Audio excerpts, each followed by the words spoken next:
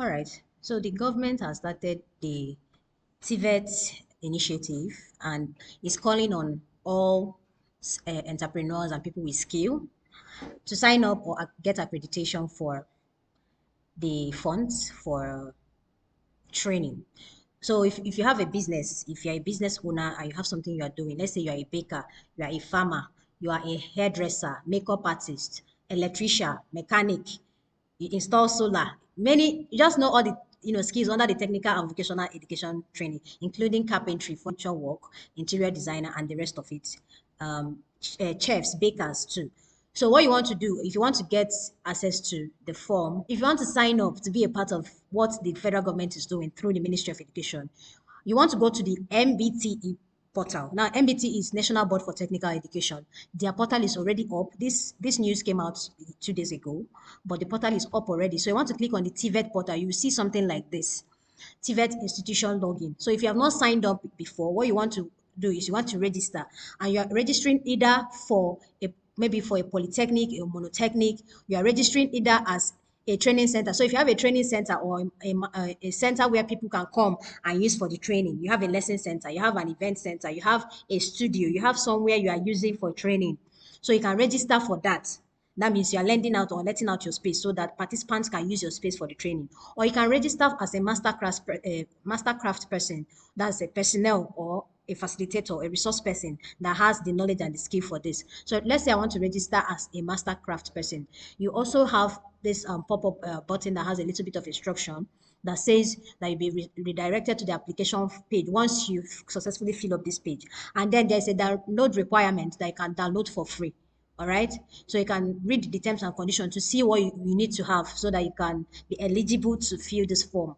Or if you're not eligible, you can get these things together and, fill up the form. Now, it's important to note that also you can come together as a team. So this is what the form is looking like. What you want to do is select your category. If it's an institution, you register as an institution. If you're registering as a master craft person, you register by your brand or business name. So you want to select the category you fall under, which is just what I explained. Do you have a training center that you want people to come and use? Do you have an institution like a school that people can come and learn? Like colleges of education now, for example, federal colleges of education that has technical aspects can use this. So are you a master craft person? That means you have a skill that you're working on. So you can fill up your category and then put your CSE number. So one of the criteria is that you must have your CSE number. So if you have not certified your brand or your business, you want to register and get your CSE number. So select the state where you want to be operating from. For example, if you are in Delta or Ebonyi, anywhere, you can select a state. You can choose your local government, Oshimili South or North, Aniocha, Delta, Oshimili South, right? Ownership. What kind of institution? Is it a federal owned institution? Is it a private or state owned? So if it's private business or private ownership, add your phone number, all right? All right, add email. So this is just a tutorial on how to sign up at gmail.com. All right, let's say you have your number, CSC number 1, 2, whatever, fill it. Name of institution, A, B, C, D, whatever. So now you are registering for the platform. You are registering for the platform. So what you want to do is click on login, input the password you want to use. It's always advisable your password should have a capital letter, a small letter, a series of numbers and symbol. All right. So location of where your institution or address or workshop is located. So if you have a physical store, you want to put in the address here, and then you want to select the type of trade that you want to teach or that you have the idea or the skill on. For me, if I'm going to do this, I'm going to choose social media communications and creative media because, like photographer and I'm a digital marketer, social media manager. So I fall within this category. So you can choose your own. It can be panel beating. So you can imagine there are different options: fashion designing, even people that repair AC, air condition, leatherwork, blacksmith, satellite, people that put up Go TV, automobile, mechatronics is here. Finally, mechatronics is here. If you've not watched a mechatronics series, please go and find it on my Instagram page. So bricklayers are here, carpentry, interlocking. So if you know anybody that falls within this category, this is a good opportunity for them. If you're into agriculture, if you have a farm in your village, you know how you do your fertilizer work, feed milk, dairy, cattle, whatever. You can choose your category here and then submit.